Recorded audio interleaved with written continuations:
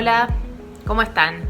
Seguimos, esta vez junto a Rita Segato, en ese ciclo de charlas que nos encuentra los sábados. Yo soy Isabel Roca y desde el Centro Cultural Recoleta queríamos darles la bienvenida y agradecerles que estén del otro lado, interesados e interesadas por este ciclo que llamamos Un Mundo de Voces. En el Centro Cultural Recoleta, un equipo de personas que integramos el departamento de contenidos, pensamos los contenidos, los desarrollamos, los llevamos adelante, y la intención esta vez con este ciclo Un Mundo de Voces ha sido ante todo reconocer que estamos en un momento de mucha incertidumbre, desconcierto, por momentos también, acerca de varios aspectos que nos ordenaban la vida de alguna manera. Y entonces sí pensamos que bueno, el momento hay que atravesarlo, y para acompañarlo sí, era bueno hacerlo con la mirada lo más ancha posible, abriéndonos o asomándonos a otras perspectivas, miradas, reflexiones, pensamientos, vivencias también de personas interesantes y que generosamente quieren transmitirnos eso, sus puntos de vista. También el hecho de tener un momento para encontrarnos, como les decía al principio, más allá de la virtualidad, nos hace bien porque nos recuerda de algunas maneras que no estamos solos, que somos parte de algo más grande, en construcción, por todas las personas que integramos ese gran colectivo humanidad, y que no va a ser posible organizar este caos en el que sin duda estamos, si no es con otros. Entonces, bueno, nada, solo volvernos a decir una vez más que estamos aquí por esto, y ahora sí, nada, asomarnos a la voz de Rita Segato. Bienvenida y gracias. Bueno, buenas tardes a la gente que esté aquí escuchando esta grabación de Zoom. Es un poco triste porque hace un año aproximadamente hablé en el Centro Cultural Recoleta, en la plaza, ¿no? En la plaza Recoleta, en la oscuridad, estábamos sacudidos por un viento muy fuerte, se volaba todo, no podía ver al público, pero justamente eso me da una base para comenzar a hablar, porque el público se encontraba en la sombra, pero me llegaba algún efecto de la corporalidad del público. Entonces hoy recuerdo eso con una cierta saudade, como se dice en Brasil, con una cierta nostalgia, y comienzo analizando la diferencia entre esta situación de esta cápsula virtual, del Zoom, de la videoconferencia, que será mi primer tema. Preparé tres cuestiones para tratar, para analizar en esta ocasión. La primera es esa, la ausencia de la materialidad. ¿Qué es la materialidad? La segunda es la cuestión del tiempo, o sea, cómo la pandemia nos hace percibir formas de tiempo, de la temporalidad, que son diferentes. Y la tercera es el tema del espacio doméstico y el espacio público, y cómo la pandemia también nos revela una conflictividad, una tensión entre el estar en el espacio público y el estar en el espacio doméstico como si fuera público. Estos son los tres temas que trataré hoy, y como dije, el primero está enlazado con la experiencia de hablar en la Recoleta, en las lomas de la Recoleta, en el césped, frente a un público, un murmullo del público que se encontraba en la sombra porque ya era de noche, que no podía ver, pero sí podía sentir. Y ese es un gran tema. No podemos no finjamos, no podemos hacer de cuenta que el actor, el performer, el expositor en una conferencia, la expositora, como en este caso soy yo, hablamos a un público cuya, a cuya materialidad no tenemos acceso. Ese es un tema que he tratado en textos ya antiguos, especialmente en un texto de hace 25 años, que está dentro de la antología de textos que es Las estructuras elementales de la violencia, y que escribí cuando se inventaron los chat rooms, o sea, cuando se inventa el medio virtual para conversar. En aquella época todavía para conversar por escrito, por texto, pero ya ahí se percibe que se podrá interactuar con una materialidad inventada, o sea, no con la materialidad misma.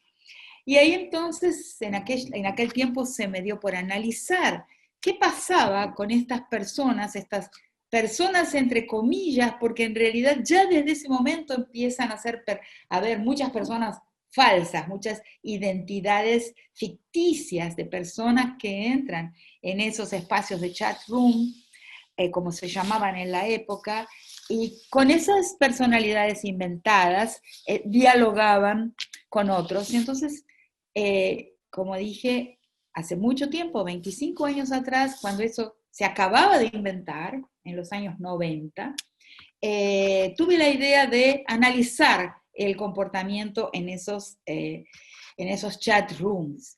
Y para abreviar lo que fue fundamental en ese descubrimiento, me di cuenta de que si bien se podía conversar con un lenguaje informativo a partir de personalidades verdaderas o ficticias, la ausencia de la materialidad se dejaba sentir. ¿Y cómo se dejaba sentir? Se dejaba sentir porque esas personalidades se volvían omnipotentes. ¿En qué sentido se volvían omnipotentes? Y ahí fui un poco a Lacan, al psicoanálisis, a ver qué pasa, dónde se origina nuestra completud como personas, como sujetas y sujetos sociales, como gente humana que somos, y nuestra personalidad humana se hace realizable en el momento en que la falta sucede. O sea, cuando atravesamos el proceso edípico, el proceso de salida de la fase edípica, perdemos un cuerpo que era parte del nuestro y que es el cuerpo de la madre, o sea, que nos integraba, o sea, cuando somos bebés, el bebé no tiene una percepción de que la madre es otro sujeto, es un otro, sino que la madre está integrada en su completud, en su materialidad completa, ¿no? La teta. Y cuando esa materialidad completa, ese continente completo que es el del bebé en la fase preedípica, en esa transición, se le desarraiga, se le separa el cuerpo de la madre y así sucede la falta que lo hará un ser social, que lo hará un ser vincular, cuando ese otro continente se separa como un barco que se va. Ese sentimiento de pérdida, de ausencia, es lo que nos hace humanos, es lo que nos posibilita la humanidad. La comprensión de que la madre es un ser otro, no es un ser que nos integra. Y esa es una experiencia radicalmente material. La materialidad de la madre no está a disposición, es una nave que se va, que parte, y en esa ausencia de esa materia, de esa materialidad de ese cuerpo material, nos transformamos en sujetos. Ahí es un gran tema analizar si se puede neutralizar esa posibilidad de ser sujeto, en sujeta o sujeto.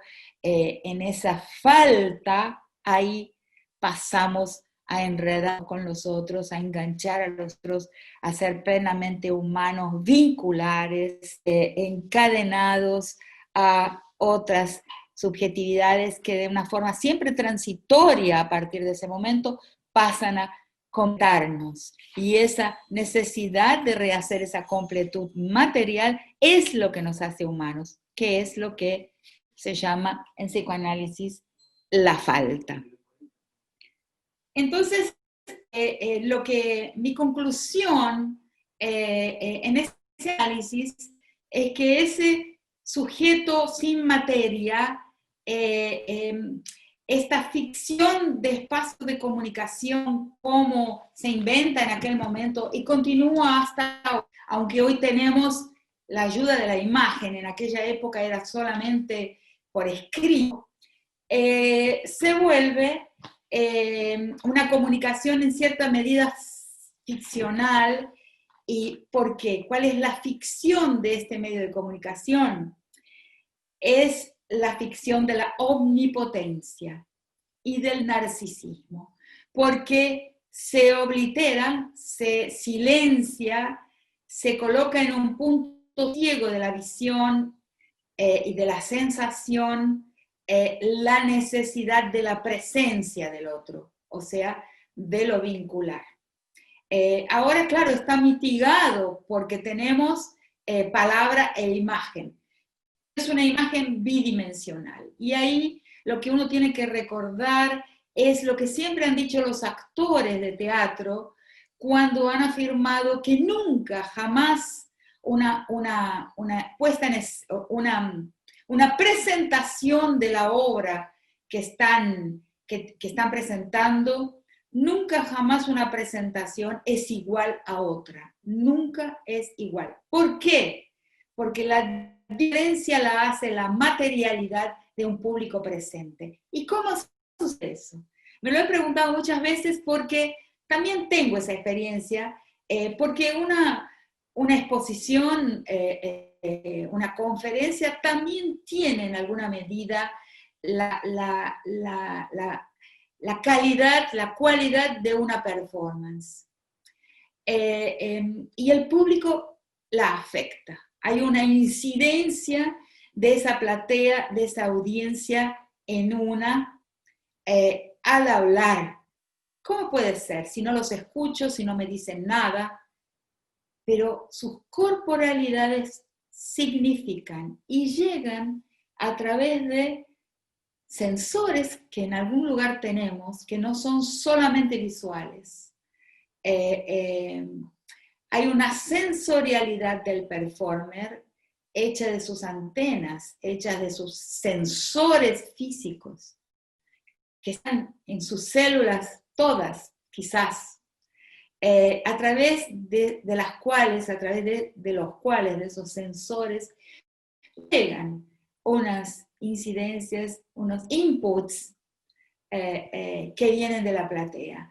Y eso es, para mí, es real. Para mí es innegable que eso es así. Y eso es la materialidad de la comunicación. La materialidad de la comunicación que hace que no sea puramente verbal ni puramente visual, sino que es corporal. Es de la corporalidad del otro, no de su forma, sino quizás de movimientos casi imperceptibles, movimientos perceptibles de los ojos, del rictus de la boca, de los cuerpos, la manera en que se te entregan. Eso lo había percibido como profesora durante muchos años, el momento en que una clase, un conjunto de alumnos, te entrega su cuerpo, te entrega su presencia plena a lo que les estás diciendo. Como profesor, un profesor a quien le gusta comunicar y enseñar lo percibe.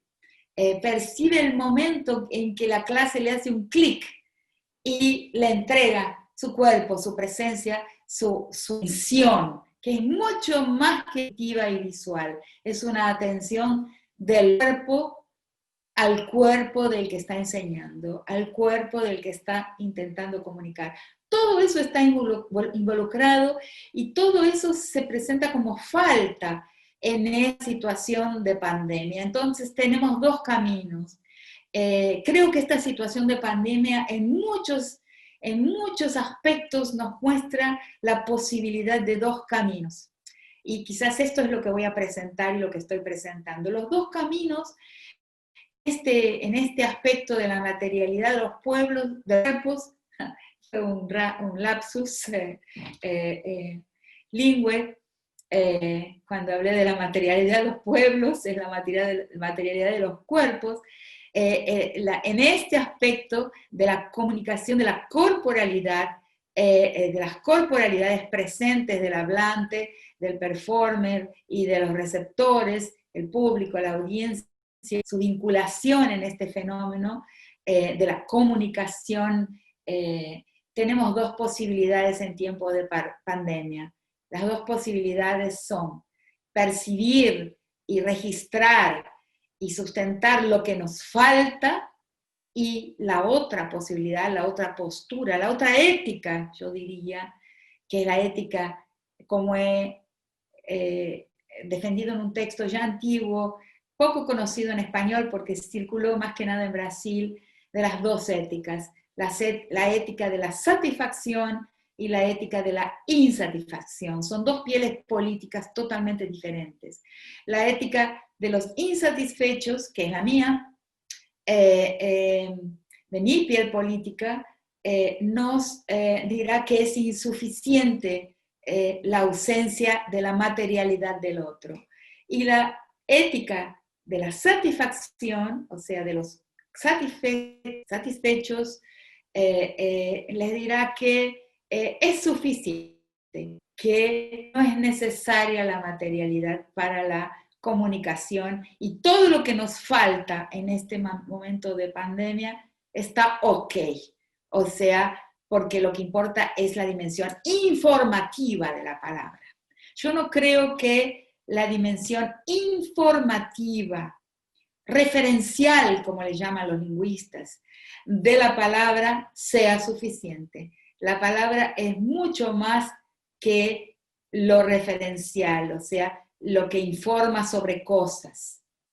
Y justamente tenemos que ver que una gran cantidad de pueblos en el mundo, la mayor parte de los pueblos, o sea, el mayor número de pueblos, que son los pueblos, afortunadamente son los pueblos no europeos, no modernos, no occidentales, esos otros pueblos saben muy bien que el aspecto no referencial, no informativo, sino vincular, indéxico, dialogal de la palabra es su aspecto fundamental.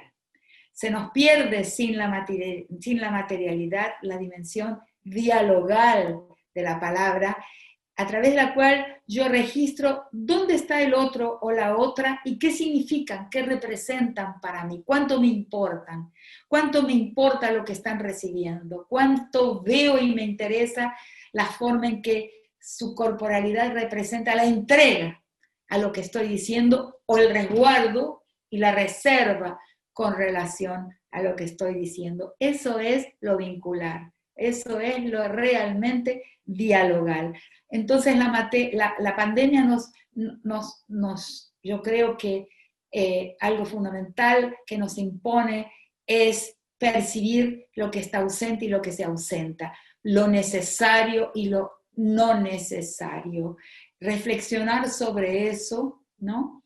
Y cuando tengamos el reseteo, o sea, la reinicialización a la realidad, no a la normalidad, porque también algo que nos impone la pandemia es percibir qué es la normalidad y las dimensiones anormales de la normalidad habitual del pasado, y qué es lo anormal y lo anormal de la vida como la comprendemos y la hemos vivido hasta el momento, y también reflexionar y tomar decisiones sobre lo que será la normalidad futura.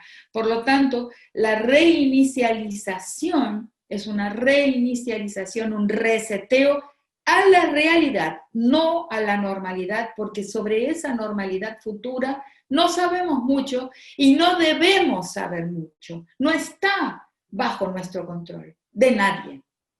Habrá, como dije en otro lugar, una pugna por cómo se llegará a una nueva y desconocida normalidad. Y afirmar que es desconocida es fundamental. Es fundamental creer en lo desconocido, creer en lo no programado y creer en lo no programable, perdón. Creer en lo no programado, creer en lo no programable por nadie, creer en lo incierto, la incerteza, es tener fe histórica. Alguna fe que por momentos nos imponen que perdamos. No debemos perder la fe histórica. Y la fe histórica es una fe en lo plenamente desconocido, en lo plenamente no controlable, no organizable por el interés y la voluntad de nadie, porque va a depender de los cruces de un gran colectivo, de muchos intereses y de muchas voluntades. Esa incerteza es absolutamente fundamental. El camino que pasamos a transitar, y eso nos muestra la pandemia, es incierto. Y la incerteza es política, ¿no? La pugna es política. Nadie tiene la manija del futuro, y eso es absolutamente fundamental como creencia, y a esa creencia le llamo, lo aprendí de una mujer negra, de una reunión con mujeres negras que realicé en Brasil hace mucho tiempo, en la cual una de las mujeres presentes dijo: esto que estás diciendo es una fe histórica. Sí, fe histórica. Fe histórica es fe en la incerteza y en la incontrolabilidad de la vida por nadie y por ningún interés. Entonces, la pandemia, digamos, nos coloca en estas disyuntivas: reconocer lo que nos falta y reconocer lo que hay, reconocer lo que necesitamos y lo que no necesitamos. Por ejemplo, algunas formas de consumo, ¿no? Se nos han mostrado, creo yo, innecesarias en este tiempo de pandemia, por algo que trataré en el tercer punto de mi presentación. Entonces, al estar ausente los cuerpos, al estar ausente la materialidad de esos cuerpos, corremos el riesgo, que es lo que analicé en los años 90, del narcisismo y de la omnipotencia, porque no recibo el input, el impacto de la reserva, de la negación, de la duda, de la desaprobación por parte del cuerpo de quien me escucha. No recibo nada, entonces puedo creer que estoy en un Olimpo, de verdad, en un Olimpo de certeza. Es muy importante esa falta, porque esa falta, ese espejito de la reina mala, como le he llamado en otro lugar, nos va diciendo que somos faltantes, o sea, que no somos omnipotentes, y nos va preservando de la enfermedad y de la patología del narcisismo, en el cual la omnipotencia y la ausencia de falta es central, en una patología importantísima, muy frecuente en los tiempos de relación virtual, en los tiempos de virtualidad, en los tiempos de control de la historia, en los tiempos del control del tiempo, en los tiempos de la cápsula, de el control de la vida, en que ciertos discursos nos han hecho creer,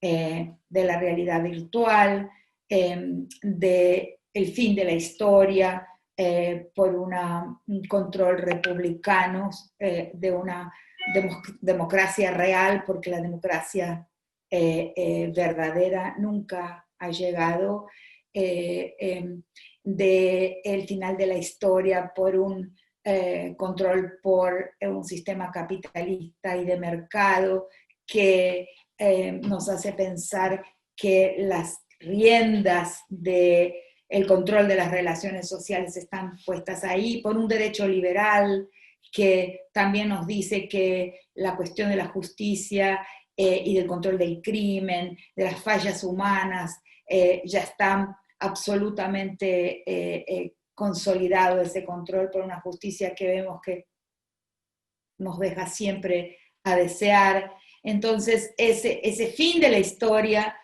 no ha sucedido. La pandemia nos muestra que no es real la creencia en un fin de la historia. Y justamente eso es lo absolutamente excepcional que esta pandemia trae y que la hace diferente a todas las otras.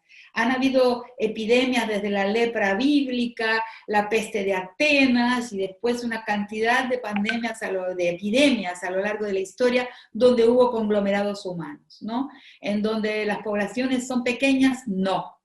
Por eso en los pueblos indígenas las pestes cuando llegan los europeos los han exterminado, pero en donde ha habido conglomerados humanos siempre ha habido epidemias. Pero esta pandemia es totalmente diferente a todas las anteriores. Primero porque afecta a la sociedad planetaria, no afecta a grupos localizados geográficamente como el ébola, y no afecta a colectivos con peculiaridades particulares como en su primer momento el SIDA, el HIV, sino que afecta a todos y a cualquier uno, a un presidente y a una empleada doméstica, a un empleado doméstico, a toda la social. A algunos los mata más, a algunos los mata menos, pero nos afecta a todos y a todos también y a todas nos mata. Y por el otro lado llega en una época en que pensábamos que eso no podía suceder, porque pensamos que llegamos en una época de fin de la historia, de control de la vida, que la vida estaba completamente bajo control. O sea, una época omnipotente y narcisista, ¿no? En una cápsula en que todas las personas vivíamos dentro de una cápsula con una gran tendencia a la omnipotencia del narcisismo, a la ausencia de falta por ausencia de materialidad descontrolada. Y lo que hace la pandemia es colocarnos dentro de una realidad sin control, que es el nicho material, es decir, el nicho material del cual somos parte, no estamos afuera y controlándolo. La vida no es cosa, no es la cosa cartesiana a lo que la ciencia nos había contado. No somos sujetas y sujetos afuera de la cosa, en control de la cosa. Somos sujetas y sujetos asujetados por la cosa y absolutamente a la deriva de sus ciclos de producción de vida y de exterminio de la vida y de fin de la vida. También estamos sujetos a esa historia, ese flujo de materialidad que nos hace y nos deshace, nos construye, nos da origen y también nos destituye y nos elimina. Y eso es el virus, ¿no? Aunque nos duele, es una gran lección que espero pueda llegar, aunque no lo crea mucho, a aquellos que han colocado el adueñamiento sobre la cosa vida como su principal objetivo. El desorden es necesario, el descontrol es necesario, la vida no es cosa y por lo tanto la apropiación no es posible, y este momento histórico de la que llamo de dueñidad cae por tierra porque la naturaleza nos enseña que no es adueñable ni circunscribible porque estamos dentro de ella. O sea, el límite extremo del cartesianismo cae por tierra. ¿Cómo pensarnos de otra forma? Es la pregunta que esta ausencia de materialidad nos deja, porque tiene que ser una ausencia de materialidad sentida, ¿sí? Porque la omnipotencia y el narcisismo llevan inevitablemente a la destrucción, a la falta de inteligencia y a la falta de imaginación, sobre todo. Esta materialidad de la vida y este ser parte de una madre vida, una madre Pachamama, una madre cosmos, sin pretender estar afuera de ella, nos lleva al segundo tema, que es el tema del tiempo, de la manera en que estamos en el tiempo. Pensar que estamos fuera de la vida y que la vida es cosa apropiable, adueñable, nos ha llevado también a una manera de estar en el tiempo que ha sido ya analizada en parte hace ya tiempo por Eric Hobsbawm, cuando habla del tiempo industrial, del tiempo del capitalismo, y qué pasa con el ocio, la transformación del ocio en tiempos de mercancía. Y nos dice que hasta el ocio se vuelve mercancía. Es decir, traducido a estos términos en los cuales estoy hablando, hasta el ocio se vuelve cosa. Hasta el ocio lo compramos y lo vendemos. O sea, el obrero de aquellas primeras fábricas inglesas y de todos los tiempos posteriores, cuando entra en el tiempo extraeconómico, o sea, el tiempo en que no está produciendo para su fábrica y en las otras formas de producción también para sus servicios, y en fin, traduzcamos eso al momento presente, todas las formas de productividad en que estamos absolutamente, en la que estamos totalmente atrapadas y atrapados, en el tiempo fuera de esto, también tiene que haber mercancía, compra y venta, o sea, también tiene que haber un interés para el capital, o sea, para la mercantilización total, la totalización de la vida como mercancía, que es parte de ese otro tema de la totalización de la vida como cosa. Entonces, ahí aparece la presión productivista, que tome las 24 horas, el tiempo completo, ¿no? Excepto el tiempo mínimo del sueño, que es para reponer justamente la energía del comprador y vendedor y del productor, o sea, del comprador de cosas y del productor de cosas, sean esas cosas materiales o inmateriales. Entonces, el tiempo no sirve, no vale, no existe, si no es un tiempo que también se transforma en cosa comprable y vendible y sobre todo controlable. Y ahí vemos otra de las formas de tensión, o sea, de las dos éticas que entran en antagonismo y conflictividad, de las dos pieles políticas que entran en antagonismo y competencia en tiempos de pandemia, la ética satisfecha y la insatisfecha. La ética satisfecha dirá, no, hay que producir, no es vacaciones. O sea, intentará entrar en el medio virtual, en el medio por el cual nos comunicamos, en el medio a distancia, con toda la presión productivista, que es una característica y que la vemos ahora con más claridad justamente, por la forma en que somos molestadas y molestados constantemente en tiempo de pandemia, en que nuestra imaginación, se abren portales de la memoria. Todas las personas con que he hablado en este tiempo están de acuerdo en que algo pasa con la memoria por el tiempo de aislamiento, por el tiempo de una soledad que, para que no sea aislamiento, nuestra memoria nos ataca y se nos hace presente. Se abren portales imprevistos de la memoria y seres que habitaron nuestra vida en el pasado, personas que ya no están o personas que están lejos, se hacen presentes. Para eso yo necesito otro tipo de tiempo, estar en otra forma de temporalidad. Y le sucede a un entregador de una empresa de delivery y nos sucede a las personas que estamos en el campo del pensamiento y le sucede a las personas que están, a las amas de casa, todos los tipos de gente con que he hablado tienen esa sensación en esta época que nos da esa oportunidad no productiva.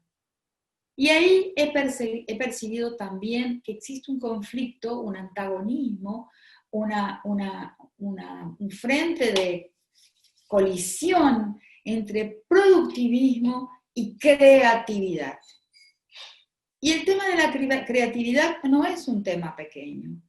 En mi experiencia y por los países que recorro a veces, en los lugares en que hablo, yo me doy cuenta de que en el occidente, en los países que hemos considerado como aquellos de la máxima creatividad, de los autores de la gran literatura, de la gran filosofía, de la gran ciencia, de las grandes humanidades, hay un sentimiento clarísimo de que se encuentran en un momento de vaciamiento, de decadencia de la creatividad. Y yo creo que la decadencia de la creatividad es una consecuencia del productivismo. ¿Y qué es el productivismo? Es un tiempo engradado, o sea, grillado, es un tiempo encarcelado, es un tiempo medido por medio de un referente monetario universal, el tiempo medido del trabajo y de la cosa en el tiempo, del producto en el tiempo. Es un tiempo cosa, un tiempo cosificado. La pandemia nos da la oportunidad de vislumbrar ese otro tiempo que habíamos perdido de vista, ¿no?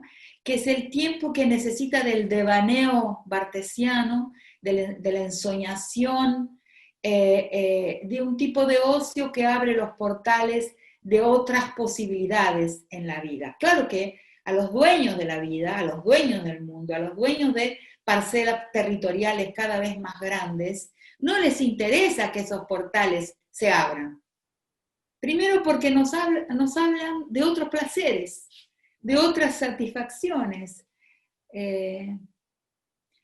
Y si de repente descubrimos que nos interesan otras cosas que no son la compra, el consumo de las cosas, si entramos en otra forma del tiempo, que es el tiempo creativo, con otras formas de placer, si descubrimos las otras formas de placer que hemos perdido en el tiempo productivo, yo creo que que los pilares del sistema caen por tierra. Ahí vemos entonces ese conflicto y los que tienen la piel política de la ética satisfecha trabajarán para que todo siga así, con el proyecto histórico de las cosas, de la apropiación, de la compra y de la venta y de un tiempo productivo.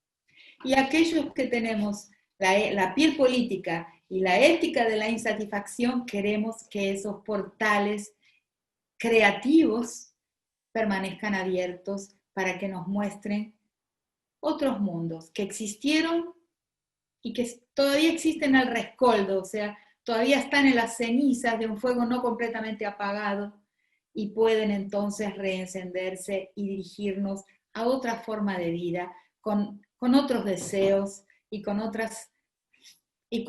la experiencia del placer. Muchas veces, por ejemplo, me he pensado que no es un tema del día de hoy, pero recordemos por qué las formas perversas del abuso de los cuerpos, la pedofilia crece, la trata crece, formas del uso de la prostitución, que son formas perversas del uso de la prostitución, del cuerpo de las prostitutas, porque la prostitución también tiene una historia y no es siempre igual, han aparecido como las únicas. ¿Por qué el uso, la apropiación del cuerpo de los niños y las niñas? ¿Por qué todo eso ha aparecido? Porque el placer ha desaparecido.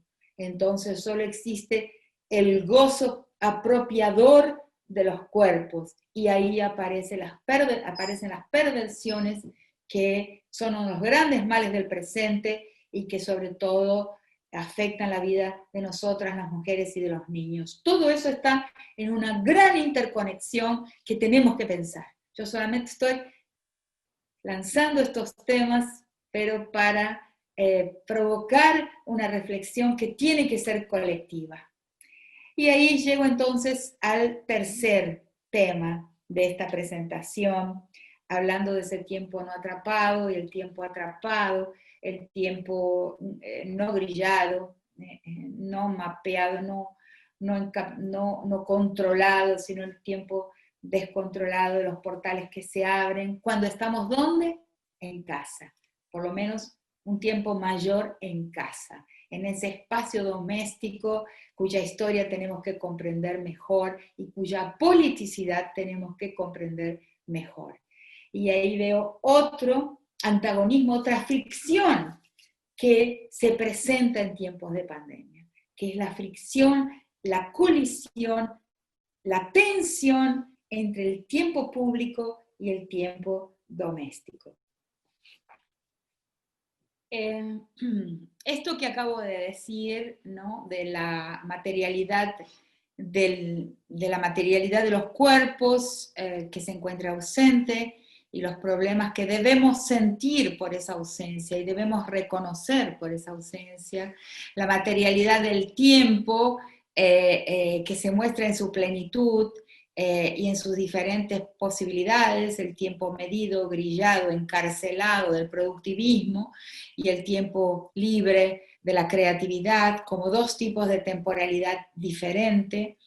Y en tercer lugar, entonces, también entran en relieve por este gran escáner que es la pandemia, porque así podemos verla también como un gran escáner que va sobrevolando el planeta y haciendo aflorar, mostrando el esqueleto, o sea, ciertos aspectos subterráneos de la realidad que no percibimos en el cotidiano, que ese cotidiano nos ha atrapado y nos vuelve invisible el hueso duro de la realidad, un substrato de la realidad que la pandemia acaba mostrando, ¿no? Que son los universos, los espacios de fricción, de contradicción de la vida, lo que se encuentra, lo que aparece entonces como alternativa, como opciones posibles y opciones en tensión. La tercera opción en tensión es la tensión entre el espacio casa adentro, el espacio doméstico y el espacio casa afuera y el espacio público, que también se tensionan, o muestran, mejor dicho, ante ese gran escáner que escanea la realidad aparente y muestra un sustrato de contradicciones, de posibilidades e imposibilidades, de contradicciones, hace aflorar este tercer punto de tensión entre lo doméstico y lo público.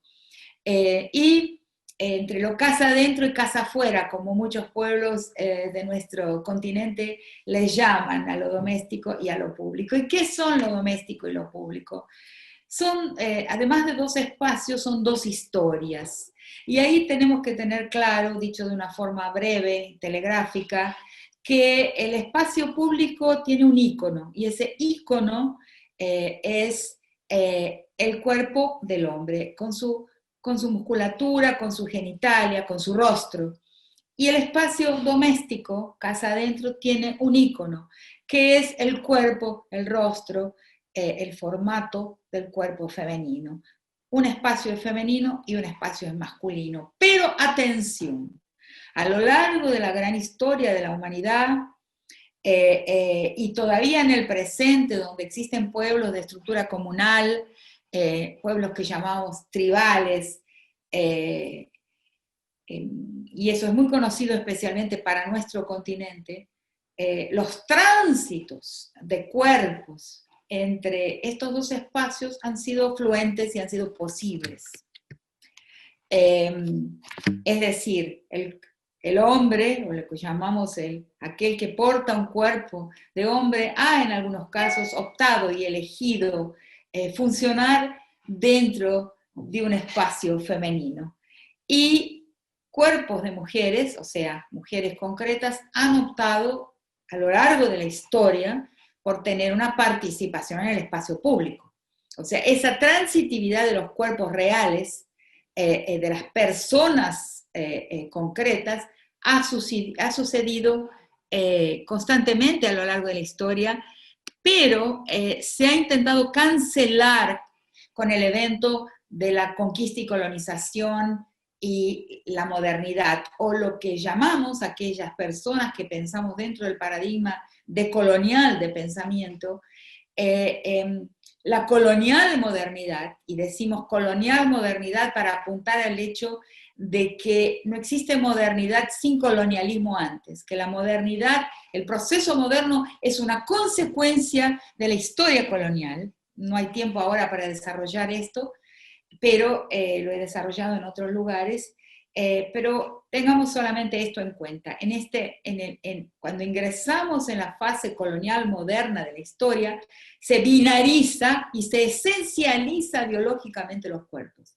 Se los racializa y se los genderiza de forma esencialista, o sea, biologista. Antes, y en otros pueblos no demasiadamente afectados por la colonial modernidad, aunque sean medianamente afectados, la transitividad es más posible y se negocia con mayor facilidad, aunque no me crean, porque nos han hecho pensar que es la ley moderna la que introduce los derechos de la transitividad, o sea, de la vida trans, o sea, de cuerpos masculinos que actúan y que se piensan como mujeres, y de cuerpos de mujer que actúan y se piensan como masculinos. Eso ahí no es ningún invento de la época moderna. Muy por el contrario, la modernidad tuvo que inventar, crear, legislar para los tránsitos justamente porque los canceló, porque biologizó la vida, porque cartesianizó la vida, porque cosificó la vida y entonces hizo que aquello que era simplemente una representación, un ícono de espacio, un ícono del espacio doméstico, un ícono del espacio público, se transformaran en la esencia misma de esos espacios. Entonces, ¿qué es lo femenino y qué es lo masculino? Son dos historias entrelazadas a lo largo del tiempo de la especie, del tiempo de la humanidad ya histórica, dos historias de dos espacios que van a transformarse en el tiempo. No quiero decir evolucionar porque no creo que sea una evolución, creo que es una transformación, pero sin retirándole la dimensión positiva de una idea de evolución. ¿Cómo se transforma? Y eso es importante para entender la pandemia y lo que estamos viviendo como posibilidad en la pandemia. Y voy a abreviar, porque esto está escrito en diversos textos míos y en varias conferencias también. El espacio público, que es el espacio donde la tendencia fue a que aquellos sujetos que se consideran viriles tienen sus ocupaciones, sus tareas, ¿no? De guerra, de negociación hacia afuera, casa afuera, ahí la gestionan, ese espacio ocupan, en ese espacio trabajan, los hombres que permanecen con una identidad masculina, viril, evoluciona hacia el Estado y va a secuestrar, va a capturar toda la politicidad. O sea, todo lo que se pretenda político, todo discurso que pretenda tener politicidad a partir del evento colonial moderno, todo tendrá que desarrollarse en esa esfera pública, o sea, en ese espacio público ahora convertido en esfera. Antes no era una esfera porque no englobaba toda la vida política. Era apenas un espacio entre dos. Un espacio entre dos espacios plenos. Entonces, ese espacio que era uno entre dos se transforma en una esfera englobante que captura toda la politicidad posible. Si yo pretendo tener un impacto político en la vida colectiva, es decir, si yo pretendo tener un impacto en el destino colectivo, que eso es lo político, lo que impacta en el destino colectivo de una sociedad, tengo que obtener ese impacto mediante mi actuación y mi habla, mi discurso, en el espacio casa afuera, en el espacio político. Si yo no lo tengo, sería un resto, como somos las mujeres, ¿no? Y eso tiene muchas consecuencias, inclusive para la justicia, inclusive que se hace cuando a nuestros cuerpos les pasa algo. Los errores de la justicia tienen que ver con la bajísima politicidad. o impacto público del cuerpo de las mujeres. Y eso sucede con esta hipertrofia del espacio público, del espacio de los hombres, a partir del evento colonial moderno y hacia el presente. Por otro lado, ¿qué pasa con el espacio doméstico, con el espacio casa adentro? Se marginaliza y se despolitiza, o sea, pasa a ser una especie de resto o de margen de todo lo que se pretende político. Y todo lo que tenga que ver con nosotras se despubliciza y se despolitiza, deja de tener un impacto en la vida colectiva, deja de ser visto como algo capaz de impactar en el interés colectivo. Por eso también los crímenes contra nosotras se juzgan mal, por eso también el derecho juzga mal, de una forma deficiente, los crímenes contra nosotras. Y cuando digo nosotras, involucro en ese nosotras aquellos hombres que han hecho el tránsito hacia una opción a una subjetividad marcada y arraigada en el espacio casa adentro, en el espacio de la feminidad. Bueno, entonces, ¿qué pasa con la pandemia? ¿Qué pasa con lo que estamos viendo con el Zoom? Pasa algo que debemos reflexionar, debemos pensar y debemos intentar incidir en eso que está pasando. Es el espacio casa afuera, el espacio público que está colonizando este espacio aquí que es el de mi casa, o es mi casa y mi manera de ser en mi casa que está y que conseguirá colonizar, impactar el espacio puerta afuera, casa afuera, el espacio público.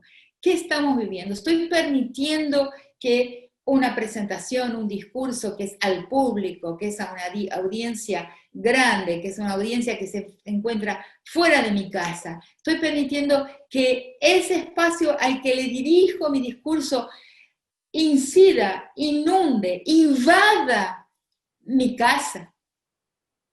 O decida cómo tendré que comportarme en ella. O conseguiré hacer con que ese espacio casa adentro, mi espacio doméstico, que en la vida de las comunidades de estructura colectiva no es íntimo. Es doméstico, pero no privado. Es doméstico, pero no íntimo, ¿no?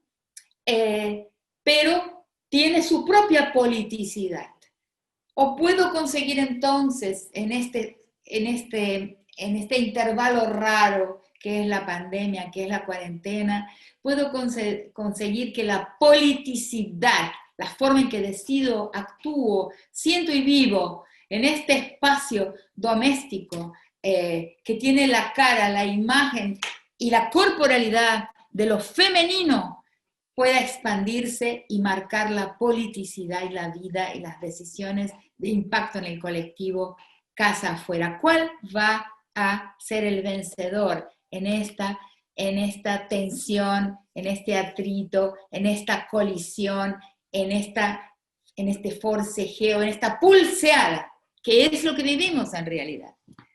¿No? Cuando me visto y digo, voy a hablar, bueno, para el Centro Cultural Recoleta, ¿cómo me visto? ¿Será que puedo vestirme con mi bata, por ejemplo, y hablar y gesticular y expresarme de la manera en que gesticulo y me expreso casa adentro? ¿Cómo va a ser esa negociación?